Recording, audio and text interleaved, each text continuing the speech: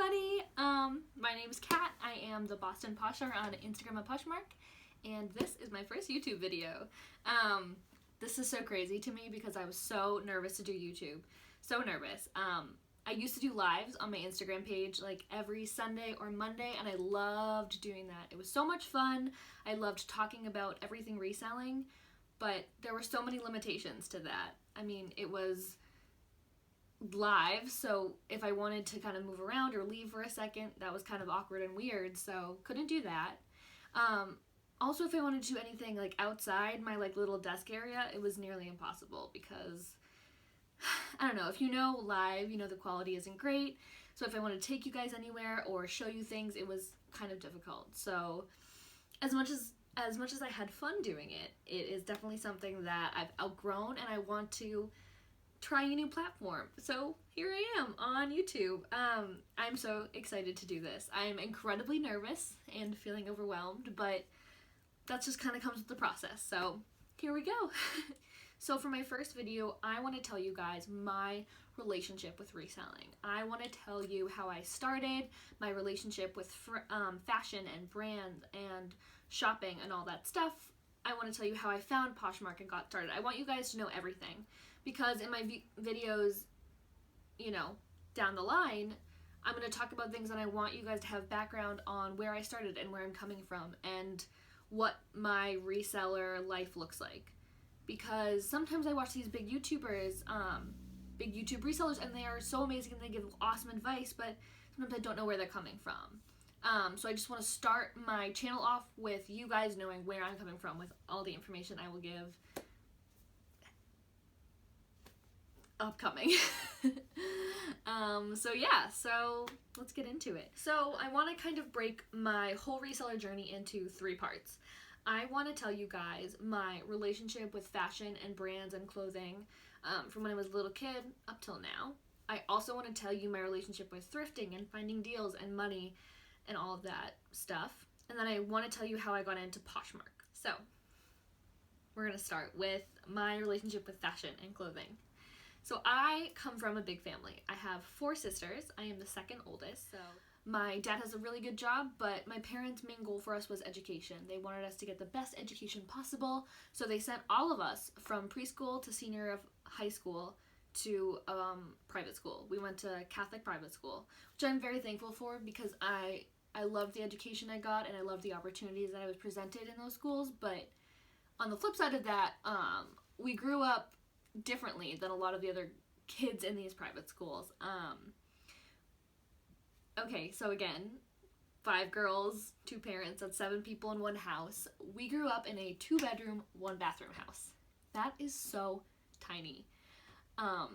Eventually down the line, we converted our dining room into a bedroom for my parents, and we kind of moved some things around in the basement and made a bedroom for my older sister, so she had her own room, but yeah, it's still essentially a 2-bedroom, 1-bathroom house. So if you can do the math, 7 people, 1 bathroom, morning sucked. So that was interesting, but we got through. But we also didn't have money for things like cable or fancy vacations, and a big thing we didn't have money for was very expensive clothing, which is okay. And looking back, I totally understand my parents' decision, and I'm very grateful for what they decided to put their money into.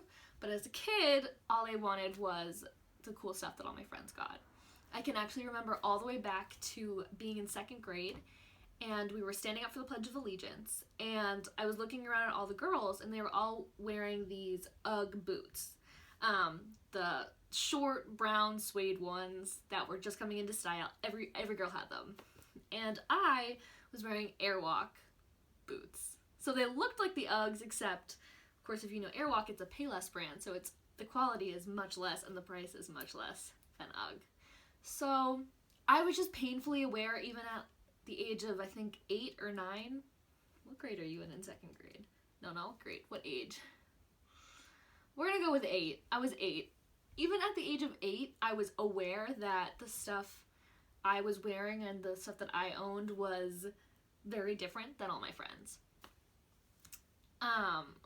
And that kind of trend continued throughout my whole life. I think in like 5th grade it was the LL Bean backpacks that we could not afford, and everyone had the monogram with their names too, or their initials, and I was like, well, my backpack's from Walmart, so we don't have that.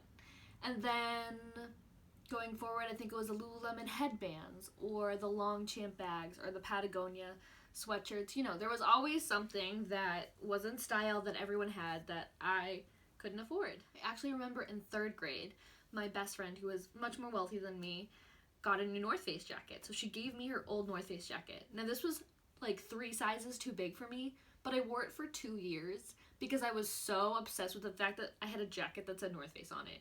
Didn't really keep me warm because it was huge. It didn't look good on me, but I just cared about that name brand, which I've happily moved past that obsession with having name brand things, but still, it was very present in my life. And as I was reflecting for this YouTube video, I just became more and more aware that I was always concerned with the fact that I had stuff that looked like everyone else's, but it wasn't the name brand, which is very interesting to kind of do some reflecting on. So yeah, that's kind of been my relationship with fashion and clothing and brands. It's always been something that I wanted so badly, more just to fit in, just to kind of blend in with everybody else and have that thing. But I never really did. So that's how I looked at fashion and brands like my whole life. Okay, so now that we've covered that, I want to talk about my relationship with money and spending and thrifting and all that good stuff.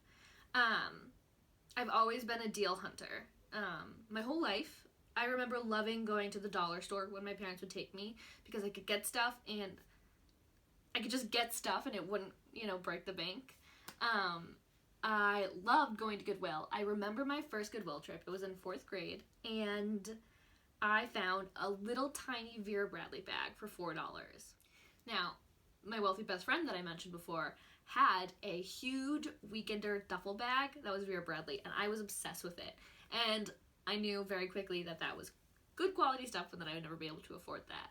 But I found a tiny Vera Bradley for $4, so it was kind of ugly and not in style whatsoever, but it was Vera Bradley, it was name brand, and I was obsessed. So my first Goodwill trip got off to such a good start that I loved it. And every time my dad would go on like a Saturday to find like old electronics that he could use, or a new chair or something, that's what my dad's into. I definitely get my thriftiness from my dad. I would love going with him because I would get clothing and it would look cute and it would fit, and my parents would actually buy it for me because they could afford it. So that was always exciting. Starting at the age of 16, then I got a job, and the job I had, started at a gift shop, and then I moved over to working at Wahlburgers, which, if you're not familiar with that, that's the Wahlberg family burger joint. I worked there, and both of those places were right next to each other, and they were also across the street from a Marshall's. So before I had bills and car payments and all that stuff, I would basically use every paycheck to go and shop at Marshall's. Now, again, I still wouldn't get name brand things, or not like really high-end name brand things, but I would get like some Calvin Klein leggings, or I don't know, like a cute top, and like I was so excited to use my money to buy clothes that I feel like fit in with everybody else and what everybody else was wearing. Even if it wasn't necessarily the same brands that everyone was wearing, it was clothing that I picked out that I wanted to style, and I loved that idea.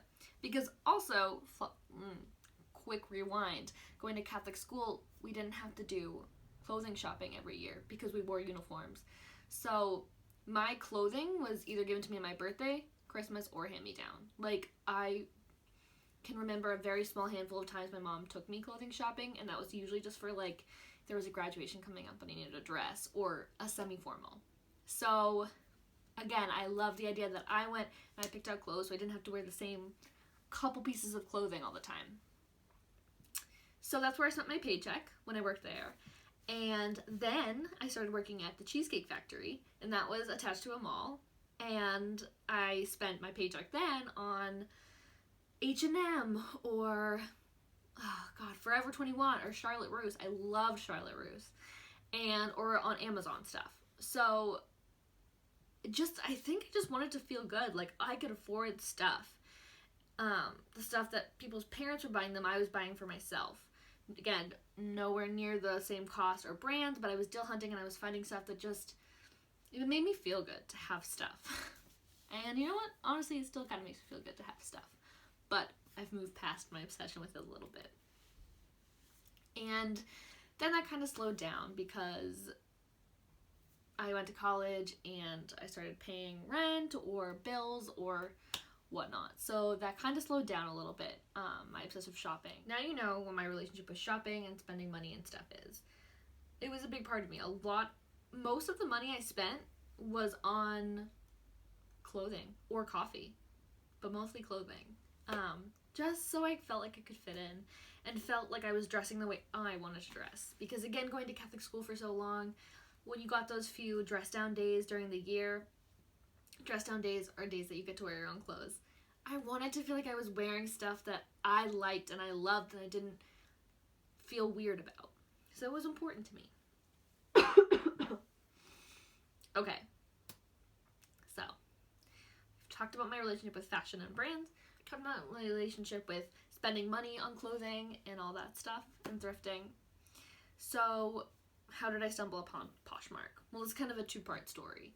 So, the first time I downloaded Poshmark was January of 2016. I was a senior in high school, and I wanted to sell my prom dress. Side note, my prom dress never sold, and my sister actually just ended up wearing it for her prom. But still, I wanted to sell my prom dress. So I took some really bad pictures of it and put it online and barely put any caption in it. And it didn't sell and it didn't get any attention. And I was frustrated because in my mind I thought, okay, I'll put this on Poshmark and it'll sell immediately. People will be in love with it and just snatch it up. Didn't happen.